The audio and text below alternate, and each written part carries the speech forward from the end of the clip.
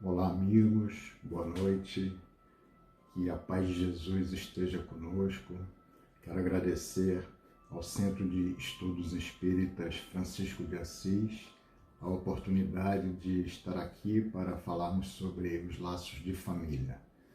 Que Jesus nos abençoe, que possamos aproveitar algumas palavras que aqui serão lidas, que não são nossas, são inspiradas no Evangelho de Jesus e inspiradas nos livros da codificação e da obra magnífica de André Luiz e Francisco Cândido Xavier.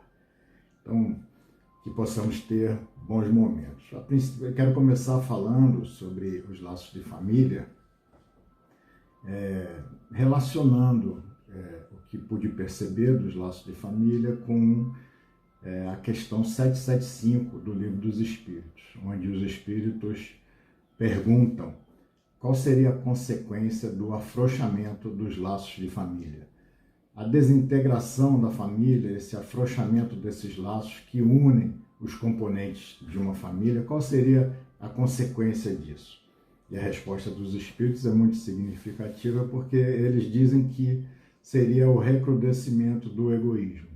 Essa intensificação do egoísmo na sociedade traria muitos males. E talvez hoje estejamos vivendo porque por trás de todo mal sempre há um bem.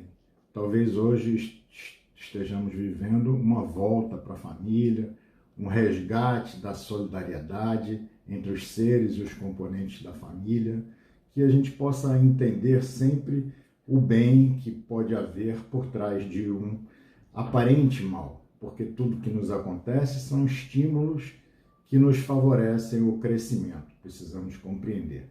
Ainda mais nós, que somos espíritas, que temos esse entendimento de que a vida não cessa, que aqui encerramos uma etapa da nossa existência, de uma personalidade, mas que a individualidade continuará seguindo seu processo evolutivo por milhares de anos. Então, vamos falar sobre a família no plano físico, mas principalmente sobre a família no plano espiritual. E esse objetivo da família no plano espiritual é inspirado na literatura de André Luiz Francisco Cândido Xavier. Alguns exemplos que podemos trazer de lá. Os desafios da família, falar sobre o livro Biologia da Crença, falar sobre o desenvolvimento da paz em nós para essa relação familiar mais profícua que podemos estabelecer, falar sobre esses laços eternos, porque a família, os laços de família, acabam por se transformar em laços eternos, em laços que perdurarão para sempre. Então a família no plano físico ele é um sistema formado por vários subsistemas. O conjugal, o matrimonial, que era aquele casal de namorados que agora são pai e mãe e tem um subsistema específico que precisam também cuidar e se relacionar nesse subsistema. O parental, que são os pais em relação aos filhos, que precisamos respeitar essa divisão de papéis. E o filial, que é o sistema dos irmãos, propriamente dito. Existem outros subsistemas, os mais velhos, os mais novos, mas é interessante que todos esses subsistemas se congregam numa família que tem, em todos esses subsistemas, um sistema único, onde aqueles laços são muito fortes e estão muito fortalecidos por conta dessa consanguinidade, por conta dessa vivência que é única e específica.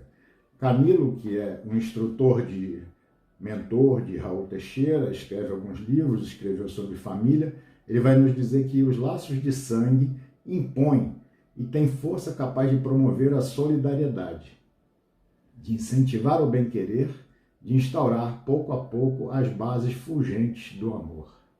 Então esse é um dos objetivos da família. A família nasce no plano físico exatamente com esse objetivo de se apoiarem.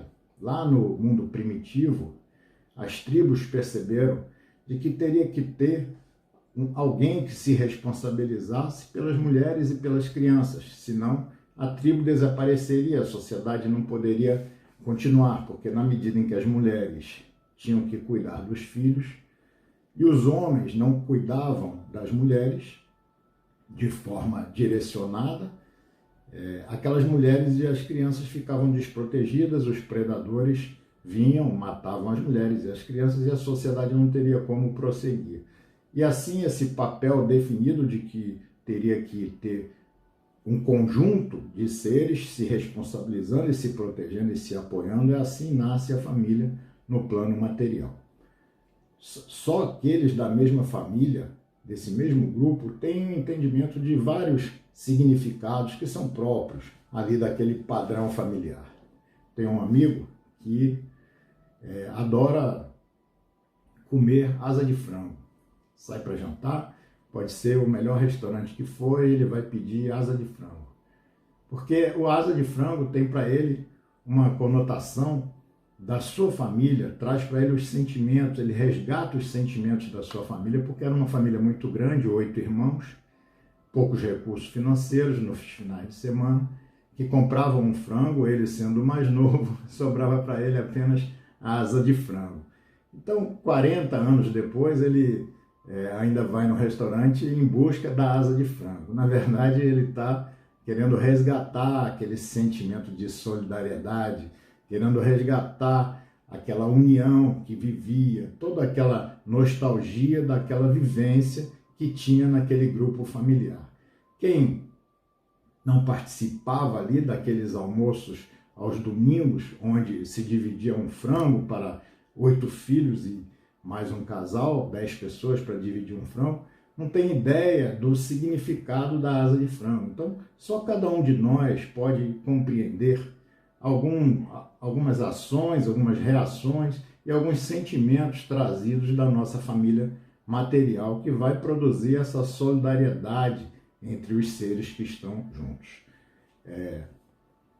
No aspecto espiritual, agora a gente aprofundando para o aspecto espiritual, a gente tem que entender que existe uma família espiritual que se forma no espaço, unidos por simpatia, por semelhança de inclinações, por afinidades. E essa família vai se separar momentaneamente, se seguindo numa encarnação ou não.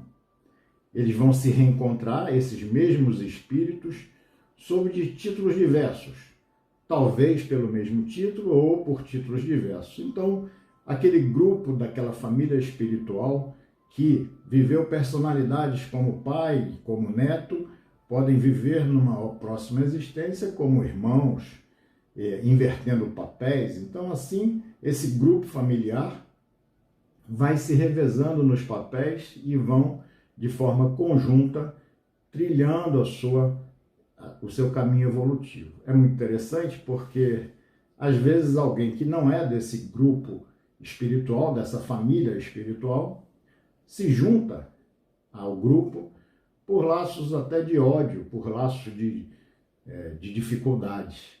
E acaba, ao longo de 2 ou 3 encarnações, acaba criando afinidades com esse grupo e passa, então, a fazer parte dessa família espiritual. A tendência é que, no futuro, a família seja cada vez maior, essa família espiritual, e os espíritos estejam cada vez mais harmonizados entre si. Aprofundando ainda mais, Emmanuel vai dizer que o lar é a escola viva das almas. Então aqui nós não temos só um aspecto material. Nós temos uma escola para os espíritos. Joana de Ângeles vai dizer que é um laboratório de experiências reparadoras, onde vamos reparar e ajustar as dificuldades das vidas pregressas. A família consanguínea, ela pode ser apreciada, nos diz Emmanuel, como centro essencial de nossos reflexos agradáveis ou desagradáveis que o pretérito nos devolve. Se hoje, então, nós temos uma família harmonizada, todos vivendo numa paz, imensa paz e harmonia, são raros, né? Temos que convir que é uma situação difícil, mas se isso ocorre é porque são os reflexos agradáveis, são as amizades e afinidades construídas em outras existências que aqui estão novamente juntos para trilhar esse caminho evolutivo. Se os reflexos são desagradáveis, se há uma dificuldade uma convivência conturbada e infeliz, são reflexos da conduta anterior. Nós hoje plantamos sempre o amanhã.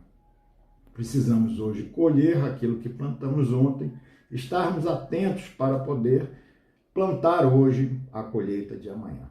A semeadura é livre e a colheita sempre será obrigatória para todos nós. O objetivo, então, aprofundado e no aspecto espiritual aprofundado de uma família é o objetivo de harmonizar, transformar e conformar, solidificando essa união entre os seres. Vamos mostrar agora, falar sobre os exemplos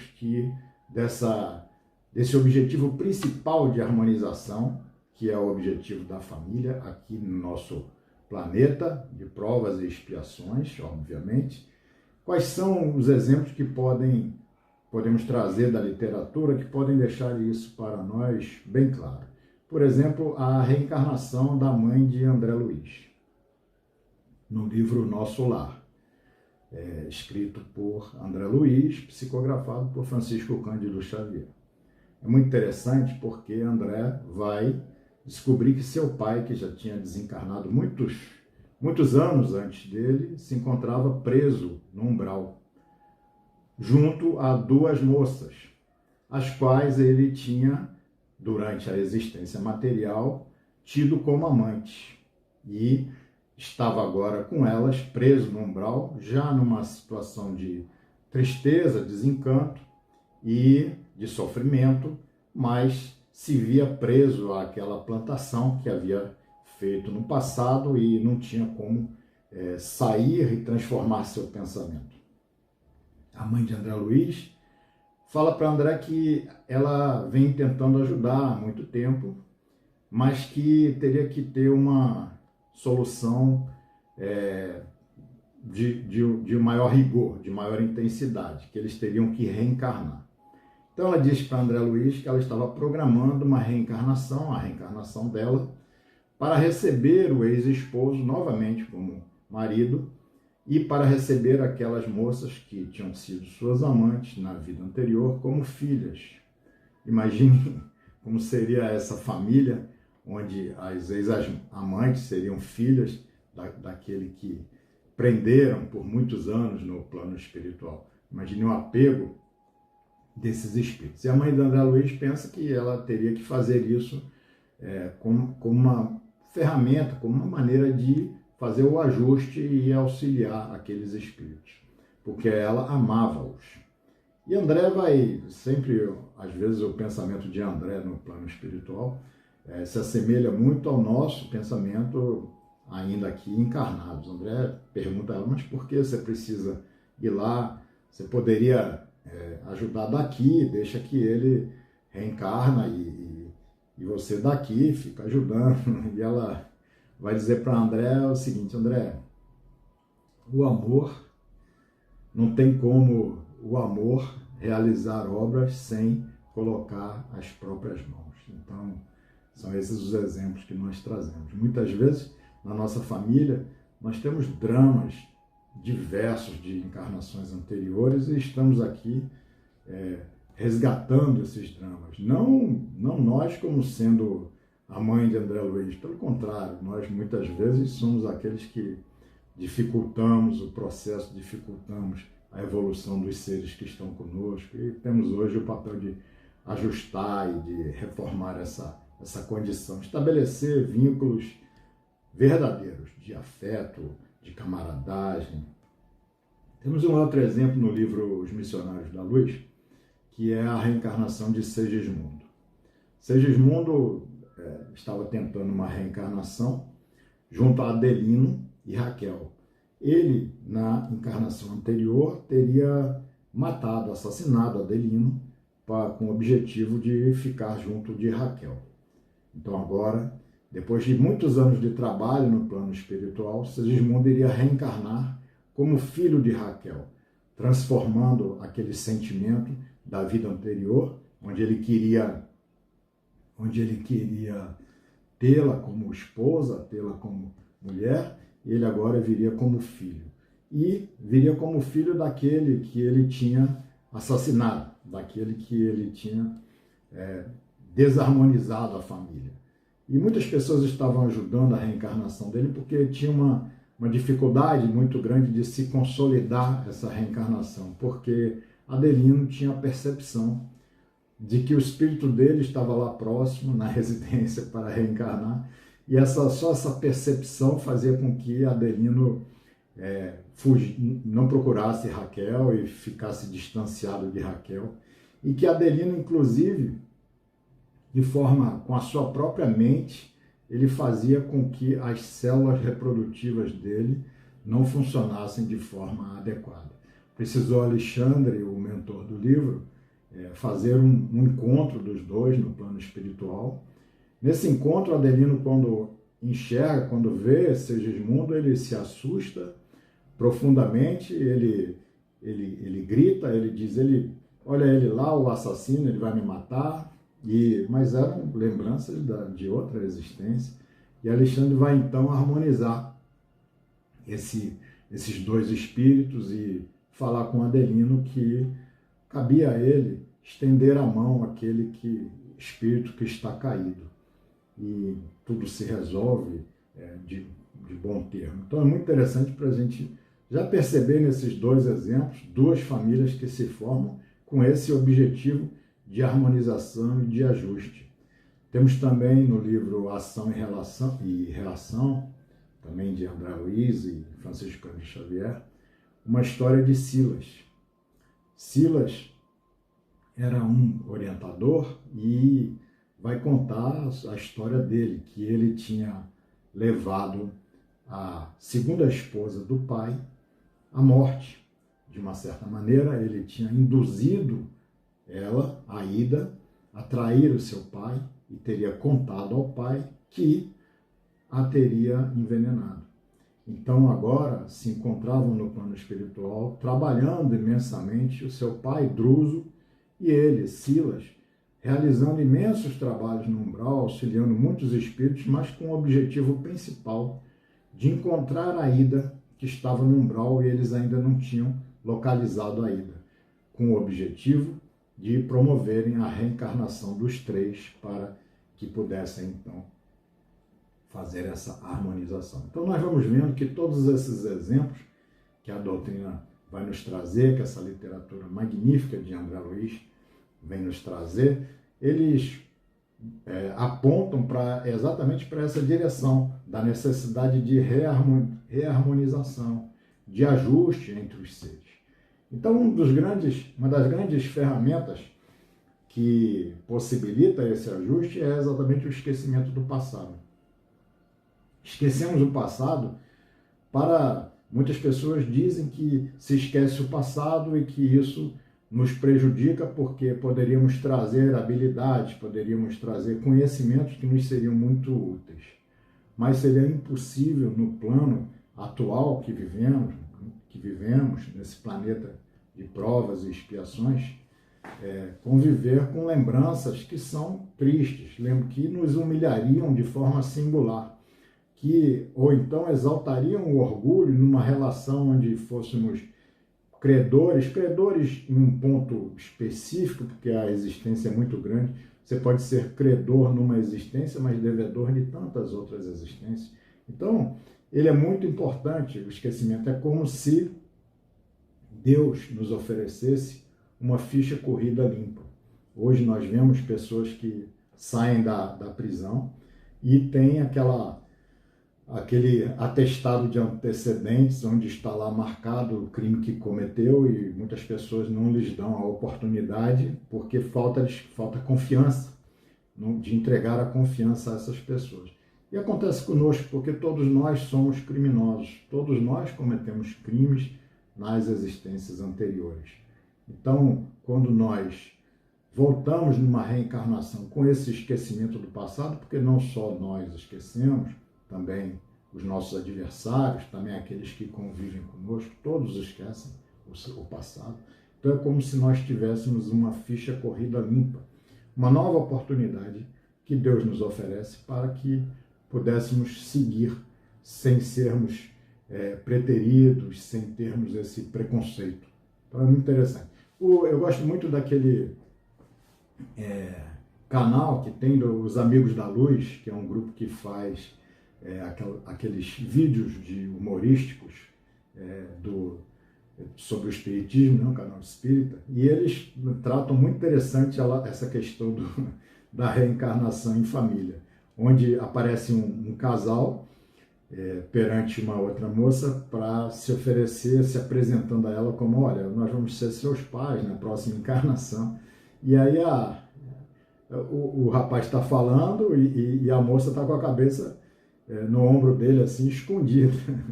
E é aquele espírito que está sendo convidado para reencarnar junto deles, pergunta, mas eu não estou vendo o rosto dela. E quando vê o rosto dela, não, mas ela ficou com meu marido, ela me matou, ela fez isso, ela fez aquilo. Então é muito interessante a gente, até no humor, a gente buscar essas situações que parecem muito engraçadas, mas é uma realidade muito dura para todos nós, né? O desafio os grandes desafios de conviver, que é muito diferente de viver. Hoje nós estamos tendo essa oportunidade de viver esse desafio de forma intensiva, porque viver é sempre muito mais fácil, porque a gente chega, vai embora, fica pouco tempo e fica no celular, não precisa ficar ouvindo o tempo todo, e vai para o celular para ver uma palestra, para ver a mídia social, para isso, para aquilo. Então você praticamente, a convivência é pequena. Hoje a convivência é forçada, porque ninguém aguenta ficar no celular o tempo todo, e a gente vai ficando próximo grande parte do tempo e vai verdadeiramente se conhecendo, e precisamos então aproveitar essa oportunidade para dar oportunidade de conhecer e amar, conhecer e aceitar, né, que é muito difícil, porque os conflitos, as mágoas, os ressentimentos que existem, que são trazidos lá do passado, às vezes até da vida presente, foram se realizando de forma repetida, né? Se repete muita situação, então você traz nós não trazemos a memória dos fatos, né? Mas nós trazemos a memória dos sentimentos. Então essa memória dos sentimentos vai fazer com que quando a gente veja uma pessoa pela primeira vez, a gente já sinta uma certa simpatia ou um certo pé atrás, não gostei muito dessa pessoa. E é isso, dentro da família, você tem essas simpatias e você traz esses sentimentos do passado. Você tem um pai e um filho, em que o pai se desdobra, faz tudo por aquele filho, mas o filho é um filho que foi traído numa vida passada, é um filho que não podia confiar naquele que hoje vive a personalidade de seu pai. Então, por mais que o pai faça, o filho tem aquele sentimento de, você está fazendo agora, mas eu te conheço, você não é isso, porque ele traz o sentimento do passado. Então, a gente precisa insistir, a gente precisa ter paciência para que, com o tempo, ele possa perceber de que não é mais aquele do passado, que o tinha traído, que o tinha enganado, e que a gente realmente se modificou, para que ele então possa perceber e essa relação possa ser ajustada.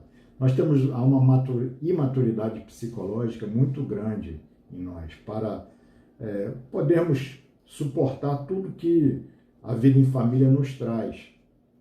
Doenças, os traumas, os conflitos de orientação sexual, às vezes, briga dos pais, divórcio, separações.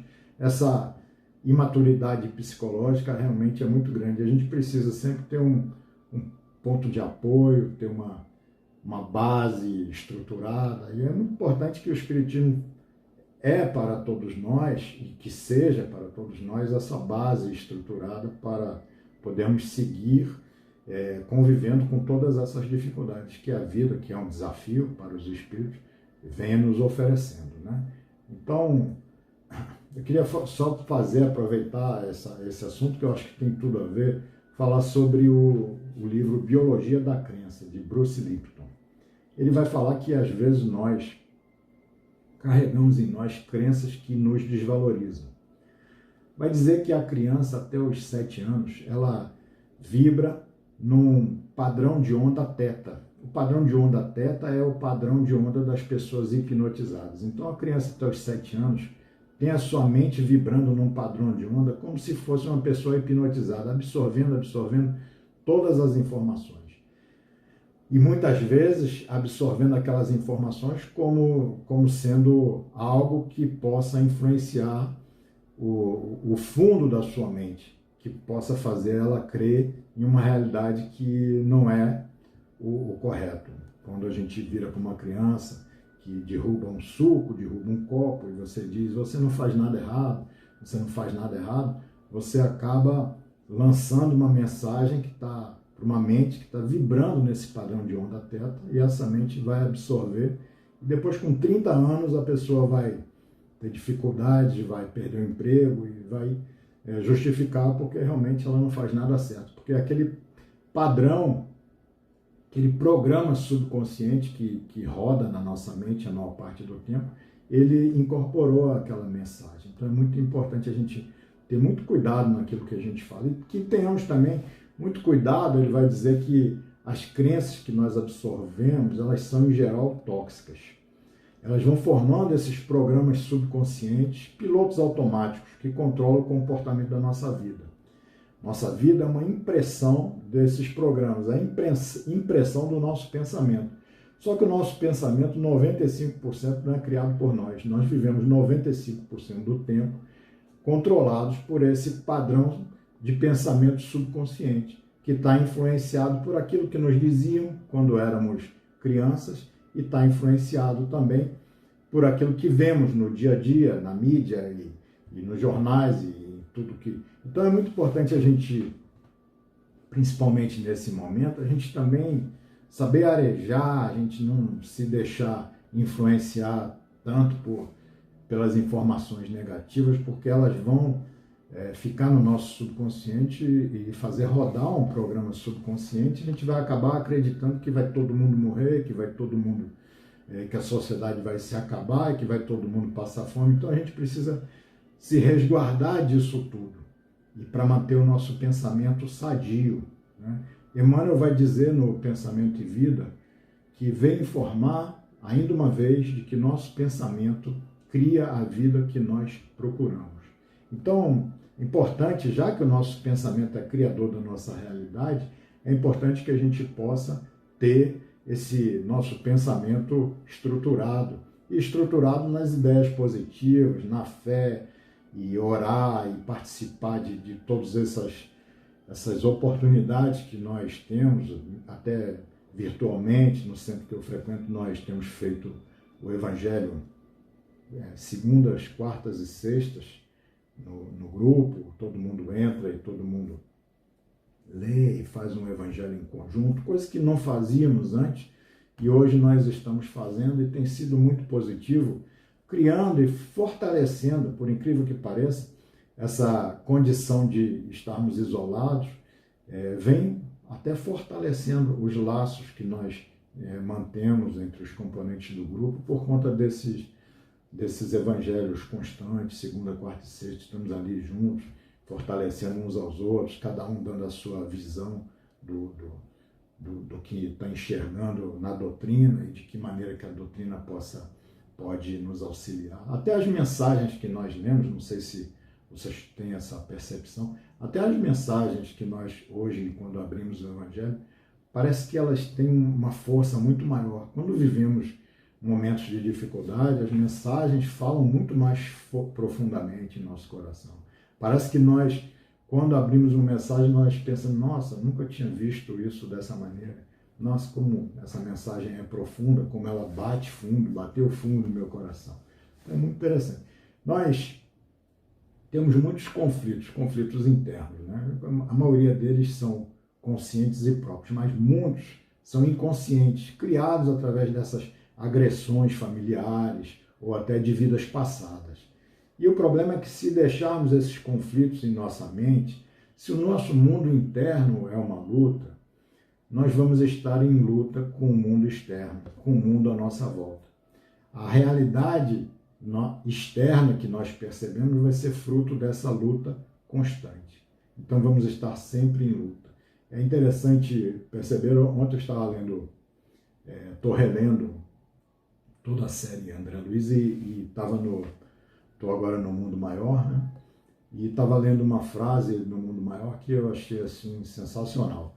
Vai dizer Calderaro, André Luiz, que é imprescindível, se a gente quiser fazer um trabalho de caridade, é imprescindível compreender botei até um papelzinho aqui, compreender a perversidade como loucura, a rebeldia como ignorância e o desespero como doença. Imagina, perversidade encaramos como uma loucura.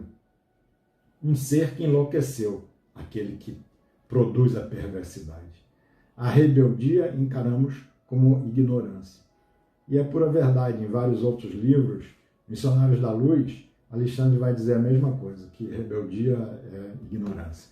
Também compara a rebeldia com ignorância. Então, se o mundo interno, se tem alguém na nossa família brigando com todo mundo, reclamando, é porque o mundo interno está em luta. Seus conflitos estão falando muito alto dentro de sua mente.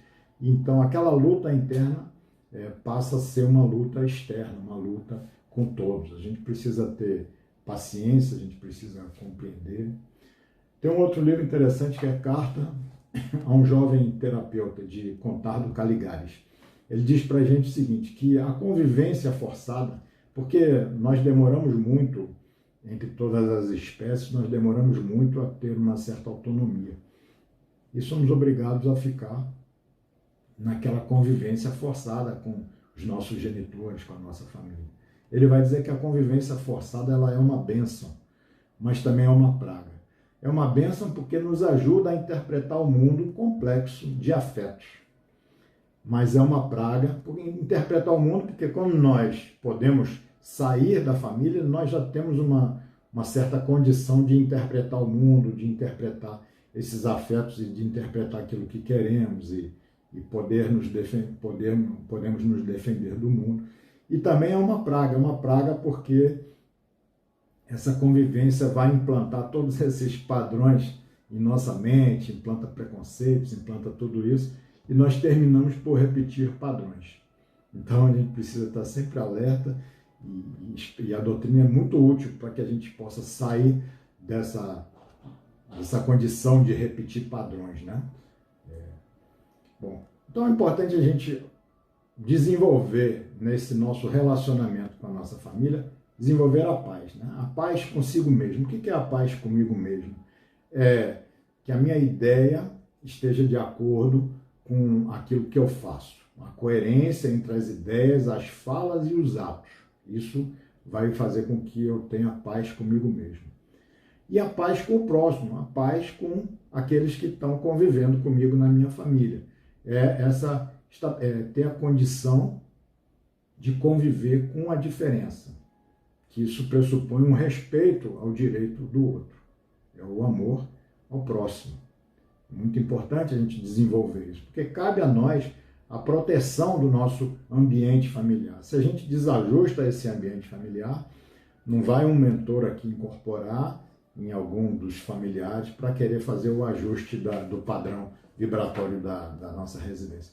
Nós somos responsáveis para manter esse padrão vibratório. Nós somos responsáveis de proteger a nossa casa. Nós somos os responsáveis. Precisamos cultivar esse bom relacionamento familiar, esse apoio aos familiares tem que ser constante, estabelecer sempre um clima de confiança, essa capacidade de cooperar. Cooperar é a palavra base da evolução espiritual. Não acessa nenhuma colônia espiritual superior aquele que não aprendeu a cooperar. Aquele que não aprende a cooperar fica preso no umbral. Não tem como. E essa consciência dessa frase de Emmanuel, que como seremos benfeitores de 100 ou 1000 pessoas se ainda não aprendemos a servir 5 ou 10 criaturas. Esse é o nosso lema. Aprender a servir 5 ou 10 criaturas é a missão fundamental da nossa existência. E esses laços, e os laços de família, são laços eternos. São laços que muitas vezes começam a partir de uma discórdia, de uma dissensão anterior, mas que vão produzir uma harmonia e que vão produzir um vínculo que permanecerá para sempre. Joana de Ângeles, no aniversário de Divaldo Franco, de 90 anos, ele de manhã acordou e disse para ela: minha irmã, 90 anos nessa encarnação. E ela falou: meu irmão, e eu estou mais de 100 anos envolvido nesse projeto. Então, veja que Divaldo foi filho de Joana há muito tempo atrás e vai ter Joana hoje, 2000 anos depois, envolvida num projeto de reencarnação dele, mais de 100 anos, produzindo essa obra maravilhosa. Então, aqueles que estão do nosso lado, estão às vezes muitos anos conosco, estão muitos anos trabalhando para que pudessem agora estar aqui, porque às vezes muitos recusaram a reencarnação conosco e agora que aceitaram, cabe-nos fazer o possível para que saímos daqui redimidos, integrados. Vemos Emmanuel também com Chico, que sempre estão juntos em várias encarnações, laços eternos. E nós também tenhamos. Quantos anos que os nossos mentores, quantos anos que os nossos familiares não se programaram, como a mãe de André Luiz, que estava lá 15 anos tentando auxiliar seu pai, e depois vai reencarnar com ele mais, 50, 70 anos. Então, quantos anos será que nossos familiares não estão nos apoiando para que pudéssemos ter essa oportunidade aqui, né, nesse momento atual? Que nós não percamos essa oportunidade e de compreender que os laços de família são, para todos nós, laços eternos. Agradeço a vocês a oportunidade, que Deus abençoe a todos e tenham uma boa noite.